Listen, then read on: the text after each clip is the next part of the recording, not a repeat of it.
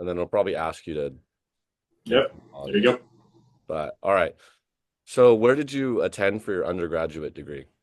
So I went to University of Santa Clara in the Bay Area Mhm. and got a degree in biology. And then where did you go for med school after that? So medical school, I went to when I enrolled at the time, it was called Hahnemann, which was in Philadelphia. But while I was there, it changed names to Drexel University. But it was in Philadelphia. And then what do you currently do now? So I am an interventional cardiologist. I work in Long Beach, California, at a hospital called Long Beach Memorial Medical Center, and basically do procedures and cardiology stuff on a lot of patients. That kind of answered my other question. I was going to say Yeah. specifically what do you do, but you answered. Well, I can go so more specifically. So basically, interventional cardiologists. So we do. So there's multiple types of cardiologists. There's a general cardiologist that typically just sees patients in the office and does not do anything invasively. Then there's heart failure ones. There's what's called electrophysiology ones, which deal just with the electricity of the heart. And then interventional cardiologists are the ones that do more stuff within the heart. So we take care of heart attack patients. We do stents. We all now do structural heart stuff. We do valve replacements without cracking the chest. I also do pacemakers, and we also do interventions with stents in people's legs who have artery disease and stuff like that. We also do pulmonary embolism. So people come with pulmonary embolism, we go in and suck the clot out. So that's what interventionalists do, and that's what I do. But then if you didn't do something within cardiology, what would you have wanted to do instead? I probably would have got into something financial. I do a lot of financial reading. I enjoy stocks and trading stocks and learning about currency and stuff like that. So I probably would have done something like that. I actually was dating a girl in college or in medical school who was trying to talk me out of medical school so I could have more free time. And if we Yeah. got married, we'd have a better life. And that was a red flag that we shouldn't get married. At a point, I was kind of like, oh, maybe she's right. And I started, entertaining that thought. And then I was like, no, Yeah. it's wrong. Thinking about something else. Yep, yep. During like undergrad, was there a different scientific field? I mean, you majored in biology, but something else that you liked more than biology or no? I mean, I liked most of the sciences. I didn't love the sciences, but I liked the sciences. I liked physics. I liked to learn why things worked. I thought chemistry and organic chemistry was interesting because you could do experiments and see how they worked. I also liked history a lot. So I was actually a history minor. So I really liked world history and U.S. history. But I mean, I like sciences just because I like to have a problem, try to solve it, and then have it kind of make sense. And so I enjoyed that. What was your biggest obstacle within the sciences? I think the biggest obstacle was, I mean, it was interesting. I went to high school. In high school, I had like a 4.3 GPA. I pretty much sailed through high school with everything being A's plus. And I got to college, and I think I got a little intimidated by all the people around me in terms of they were all kind of smartest people in their high Yeah. school. So I think I didn't perform as well as I should have in college. And so for me, it was just overall not having confidence enough in myself, even though I was working hard. I probably should have rebooted or attacked. I'm a kind of guy who likes to study by myself, so maybe I should have changed that or something. But and I was also working not full time, but 20 to 25 hours a week. So it was, and then trying to enjoy my life as a college student. So Yeah. there was a lot to balance. I probably didn't need to work. I probably could have but I didn't want to put too much financial strain on my parents. I was already out of private school, so I don't know. I think balancing time, even though I did study a lot, I probably could have done more. But I just try to do these other things too to make it easier on everybody.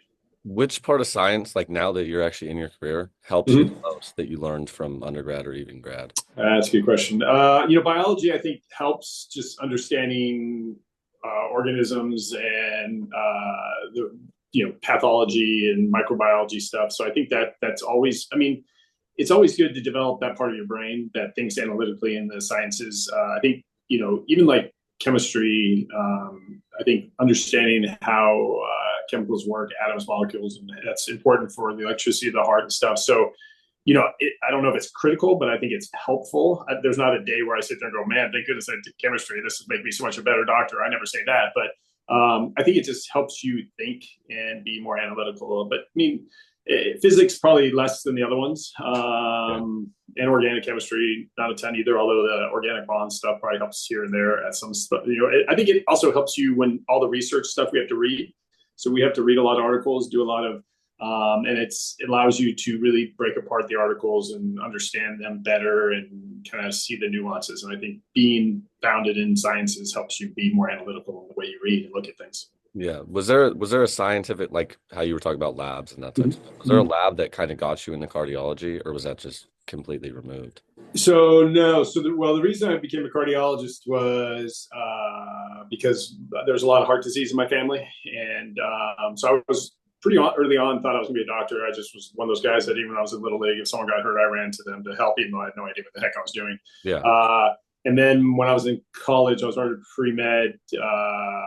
My grandma died. My grandma lived close to where I lived. I lived on campus. I was supposed to go to her house for lunch and meet my mom, and I forgot because I got busy at school. My grandma actually had a stroke then when I would have been there. And I realized, even if I had been there, I really knew nothing to help her. So then I enrolled as an EMT while I was in college. And I did that on weekends not at my college, but at a community college because my college didn't offer EMT. So that's kind of and then cardiology in particular, because pretty much everybody in my family has heart disease. So when I was in med school, I was trying to decide between cardiothoracic surgery, cardiology, or orthopedic surgery. And a buddy of mine in medical school said, well, if you sat down at a coffee table and there was a magazine or a journal from each one of those three, which one would you pick up first? I'm like, well, probably interventional cardiology. He's like, well, there you have it. I go, okay, well, that was easy. That's kind of how it's all kind of came about, was just family. I think many doctors gravitate towards something that is kind of affected them in their life. I think a lot of psychiatrists, because maybe there's psychiatric disease, orthopedics, a lot of times they're athletes, stuff like that. So that definitely held true for me. Yeah, we know how you feel about orthopedics with what Yeah. what you told me. Yeah. Within chemistry, because you talked about it with Yeah. OChem, is that the farthest you went with chemistry? So organic chemistry was the furthest I went. Yes, yes. So, the thing is, nowadays, and even back then, you didn't need to be a science major, right, to apply to medical school. Yeah. You need to have some basics. Organic was, I don't think, required. You have people who are art history majors that are applying to medical school, but you have to have the basics. But for where I was, organic chemistry and was the kind of the highest. I think I could have done more advanced organic chemistry if I wanted, but I liked it, but I didn't love it. Was that one of the harder subjects for you? No, I liked organic chemistry because it kind of made sense for me. I don't know. I actually I liked sciences enough that I remember in physics I went to Catholic college, so some of the teachers were Jesuits, and the physics teacher, I never went to class. I just showed up for the tests, and he would. Every time I'd walk down it was kind of a big room with 300 students. Yeah. So I'd walk down the stairs, he would always stop the class and make a big comment about how I was honoring the class by showing up to take the test. And then I got a good grade, he would actually knock it down a half grade because I didn't show up. But I wouldn't talk trash because he was a Jesuit priest and he was a good guy. But so they all I liked them all. I just, I did it because I had to. And so I wasn't looking to do more sciences. I think biology just made the most sense because there's so many things to apply it to, but I liked all three to some level, not to the point where I wanted that to be my life. But I actually worked as a chemist before I went to med school. I worked for a Johnson & Johnson company called LifeScape, or LifeScan. I'm sorry, LifeScan's been a while, and did chemistry for the diabetes meters. And then traveled throughout the country speaking about the chemistry of the product. So it helped when I was applying to school to be able to use my chemistry knowledge to have a job that, kind of fluffed up my CV and, paid the bills. So you do think chemistry it did relate to your career as relevant, but maybe just isn't now as much, but it did kind of get you there. Yeah, it got me there. It also helped me, when you want to be a cardiologist, you want to get into medical school, but even once you're in medical school and you want to go to a good residency program and then fellowship and stuff, you have to do a lot of research. And so, and most of that research is biology and chemistry related, right? No physics or anything like that. So knowing chemistry is really helpful to be able to do that part of your application and process, to be able to be a contributor to whoever the person is that you're working for. So if I had no chemistry knowledge or minimal chemistry knowledge, they probably would have not taken me on, no matter how enthusiastic and how hard I said I'd work. So if you didn't have the basics, you would have been in trouble. So it definitely did help me get into medical school, and I think it helped me be more analytical. And then finally, Yep. what I mean, you've talked about it, but do you think OChem would be the most relative to your career, or would you say something else is the most relative now at this point? Um, in the science world or just in general? Just for cardiology, what helps the most now that you're there from To tell you the truth, I don't. That's a good question. I mean, I kind of want to get a little esoteric and just say, I think a lot of it once you get here is other things that you did that make you a better human. You know what I mean? As a doctor, I think I've saved more lives by second guessing myself, by listening better to patients, by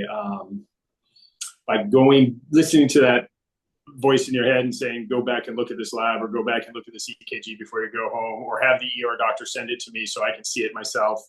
So, I mean, I would hate to say and this is stuff you learn more in medical school, but so I think chemistry, especially organic chemistry, I'd say helped me in the early phases of my career as I was trying to get to become a doctor.